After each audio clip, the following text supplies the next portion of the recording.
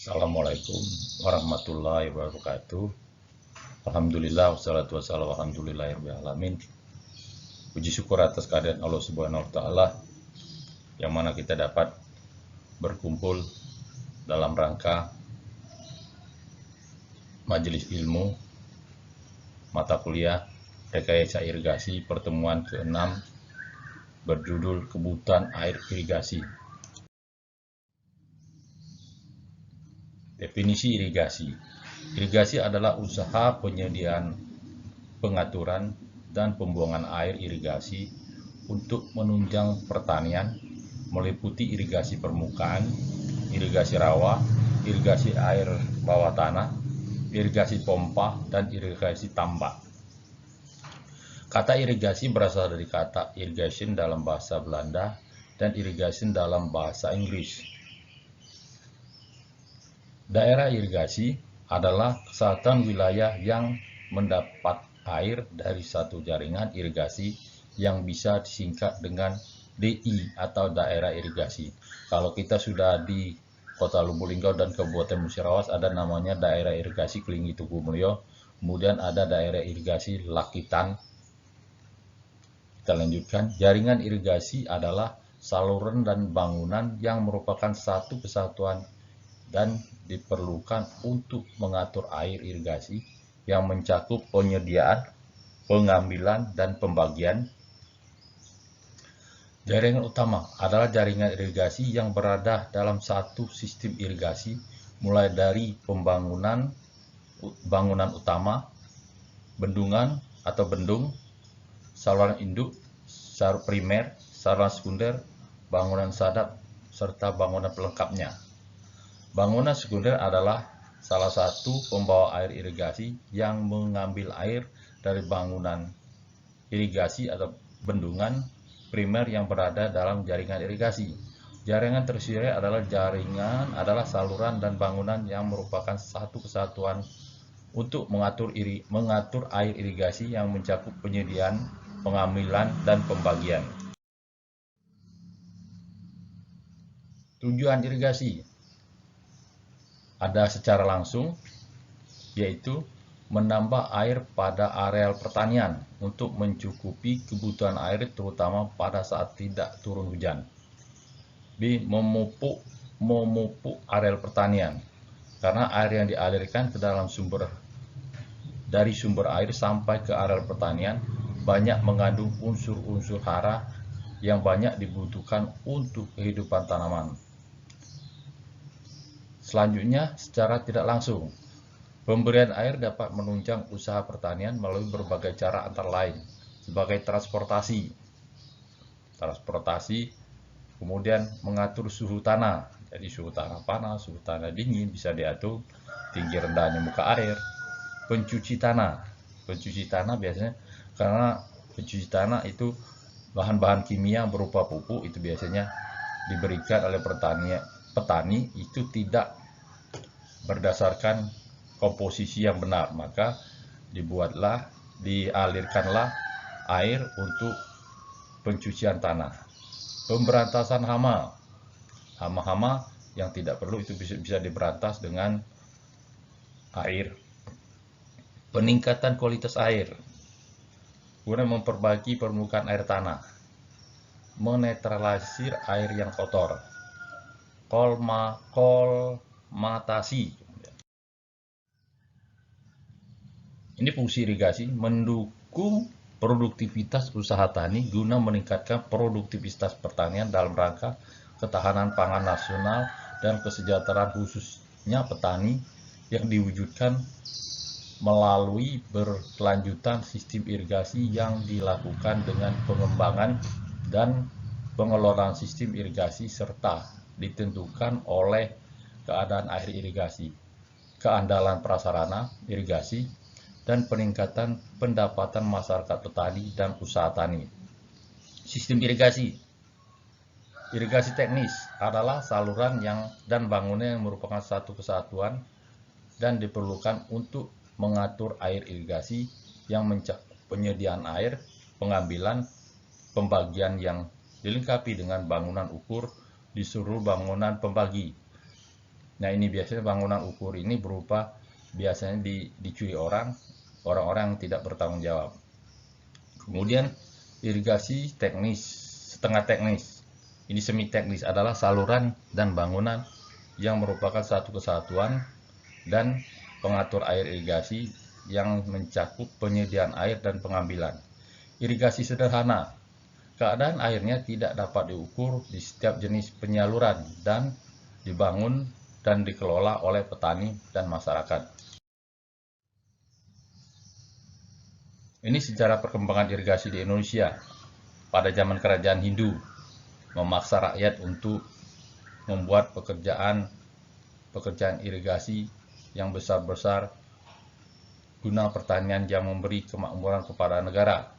Setelah datang pada zaman Eropa, timbul peperangan sehingga irigasi tidak dipelihara, bangunan-bangunan dan saluran menjadi rusak, pertanian terhenti dengan akibat jatuhnya kemakmuran. Nah, ini zaman Hindu ini ada peninggalannya yang di Subak di Bali. Kemudian pada saat zaman perang itu daerah irigasi Kelingi Tugu Mulyo tidak berfungsi, ditinggalkan Belanda. Setelah kita merdeka, kalau rencananya daerah irigasi itu dibuat untuk tanaman tebu. Begitu perang dunia kedua, Belanda kita merdeka, Belanda lari dari Indonesia, diinisiatif oleh pemerintah Orde Baru untuk membuat lahan pertanian khususnya padi. Kemudian zaman sekarang tidak hanya padi, juga ada kolam air deras. Pendudukan Belanda, setelah diadakan peraturan tanam paksa pada waktu itu, pendudukan Belanda mereka memaksa rakyat untuk membuat pekerjaan irigasi guna tanaman-tanaman yang mereka butuhkan. Tahun 1854 didirikan Departemen BOW, dan tahun 1885 dibentuk Irigate Brigade yang kemudian menjadi bagian dari pengaliran dan engineering. Setelah itu baru dibuat beberapa pekerjaan irigasi guna mengairi tanah-tanah pemerintah.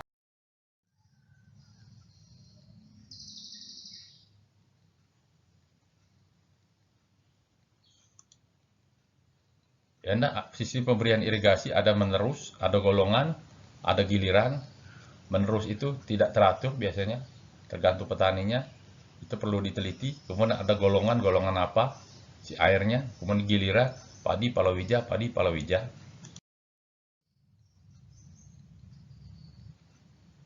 Penyediaan air irigasi ditetapkan dalam Peraturan Pemerintah Nomor 20 Tahun 2006 tentang irigasi khusus pasal 36, yaitu air irigasi ditujukan untuk mendukung produktivitas lahan dalam rangka meningkatkan produksi pertanian yang maksimal, diberikan dalam batas tertentu untuk menentukan kebutuhan lainnya. Untuk memperoleh hasil yang optimal, pemberian air harus sesuai dengan jumlah dan waktu yang diperlukan tanaman. Pembangunan irigasi itu adalah kebutuhan air yang tepat, kemudian pemberian air yang efisien. Faktor-faktor yang menentukan besarnya kebutuhan air irigasi untuk tanaman-tanaman adalah sebagai berikut.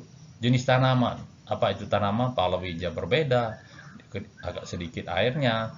Palawija terjadi jagung, kacang, dan lainnya.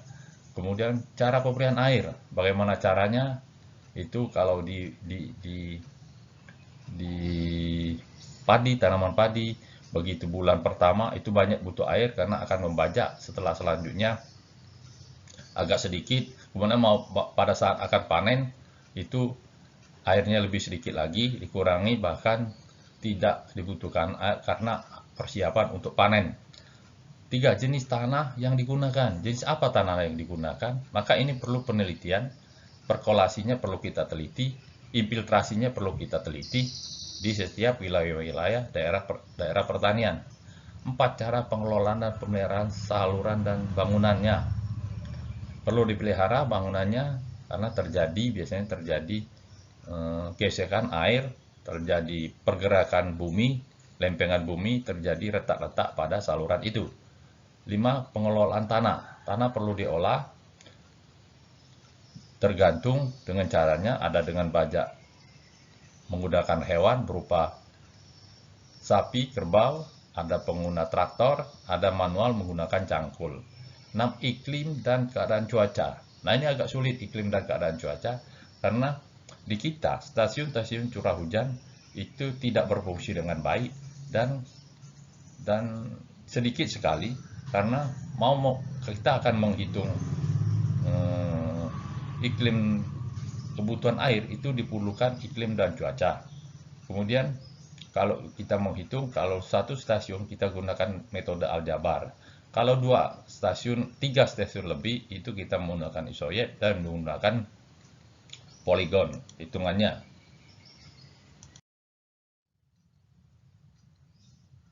Nah, ini kebutuhan air irigasi NFR didekati dengan metode water balance dengan parameter.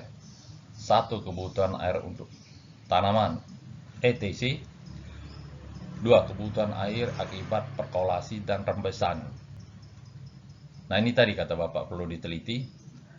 Kemudian kebutuhan air untuk pergantian lapisan air WLR.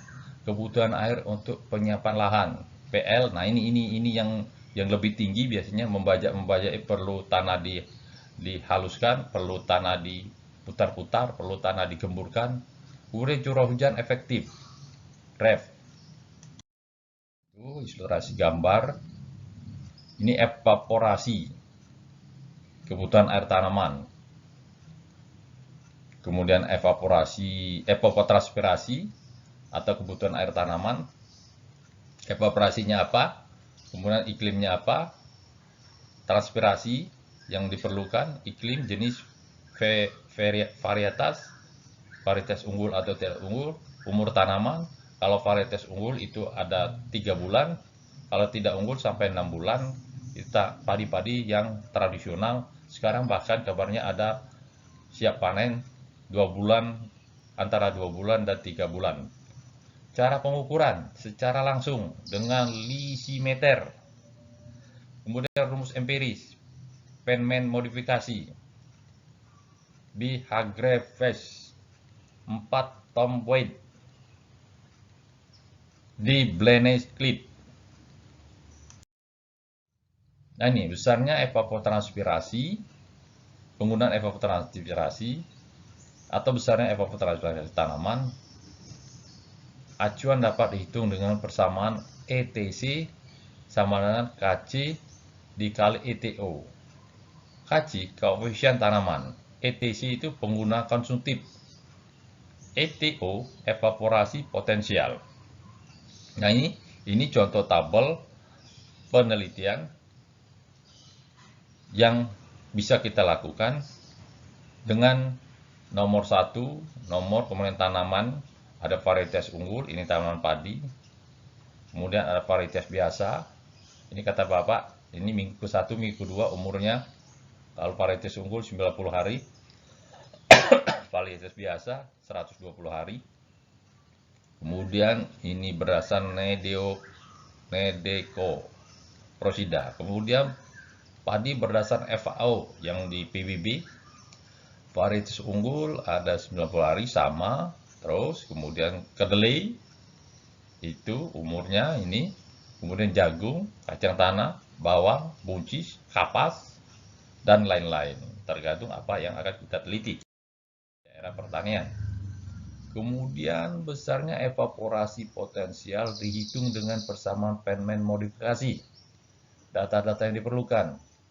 1. T. Temperatur, suhu bulan rata. Ini tadi kata Bapak pakai metode RH2, kelembaban relatif bulan rata. 3. N kecil per N besar, kecerahan matahari bulan rata dalam persen. Kemudian U, kecepatan angin bulanan rata meter per detik.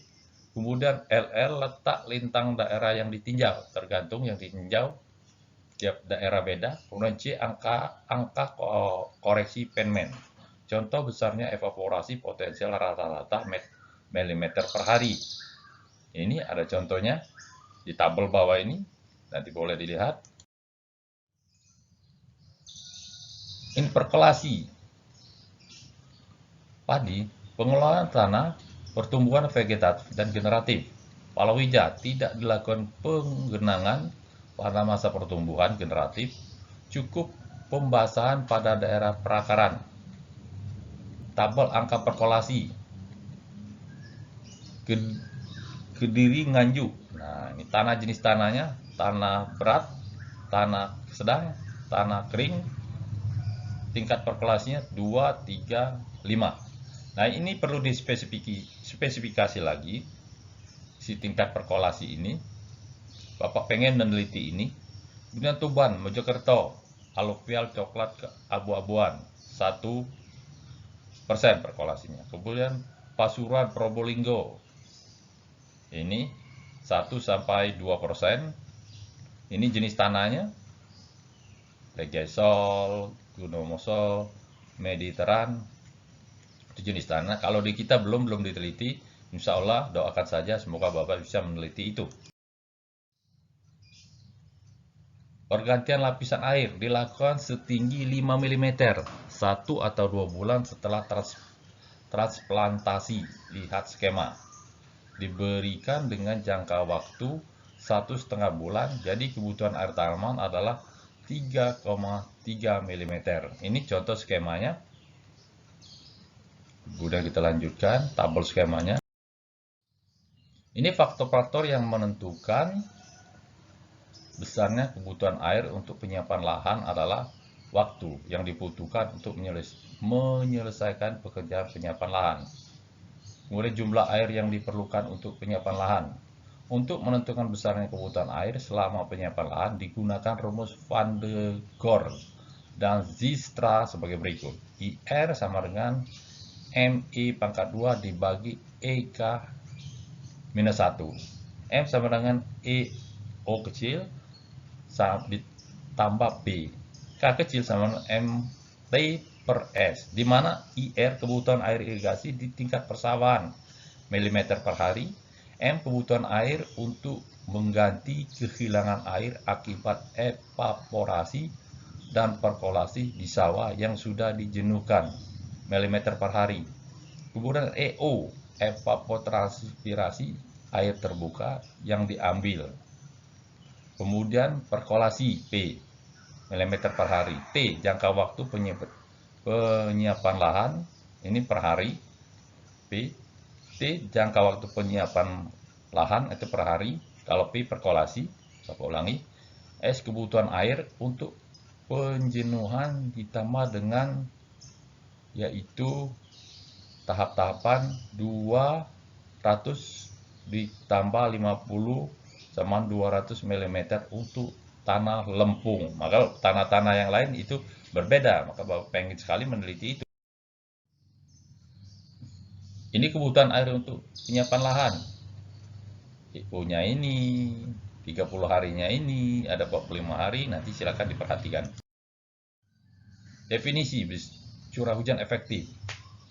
Besarnya hujan yang dapat dimanfaatkan oleh tanaman untuk memenuhi kebutuhan air, kebutuhan selama masa pertumbuhan. Curah hujan efektif untuk padi.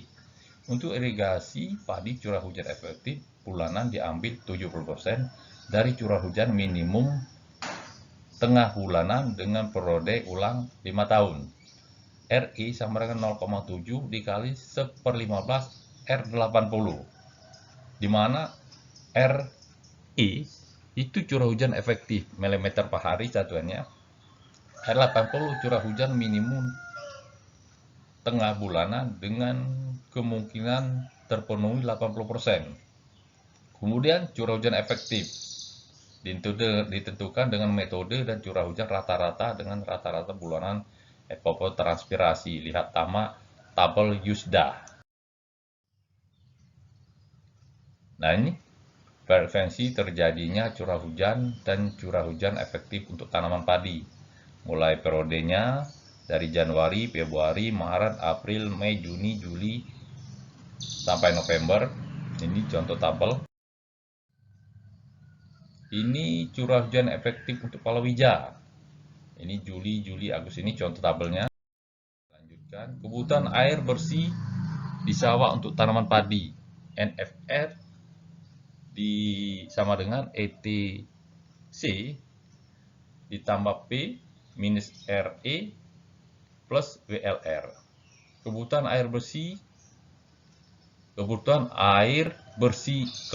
bersih air di sawah untuk palawija. NFR palawija sama dengan ETC minus RE. Kemudian kebutuhan air irigasi sama dengan IR sama dengan NFR bagi E, di mana ETC menggunakan konsumtif. Penggunaan konsumtif P per kolasi mm per hari, ETC tadi menggunakan satuannya mm, RE curah hujan efektif mm per hari, WLR pergantian lapisan air, satuannya mm per hari, E efisiensi irigasi. Efisiensi irigasi 80%. Nah, ini contoh pola tanam padi palawija. Ini skema pola tanam koefisien tanaman. Ini padi palawija, mana padi palawija padi atau digilir-gilir sesuai dengan perhitungan yang benar. Nah, ini tabel perhitungan kebutuhan air irigasi golongan A. Ini tabel irigasi golongan B. Ini golongan C, perhitungan kebutuhan air irigasi golongan C. Ini kebutuhan pengambilan air irigasi. Tabelnya, kita lanjutkan saja. Nanti dipelajari itu. Ini debit rata-rata bulanan, milimeter pangkat 3 per detik. Ini debit rata-rata bulanan dari urutan kecil ke besar. Ini luas area terairi. Ini tabelnya. Sekian, terima kasih. Lebih dan kurang saya mohon maaf. Kepada Allah saya mohon ampun. Wassalamualaikum warahmatullahi wabarakatuh.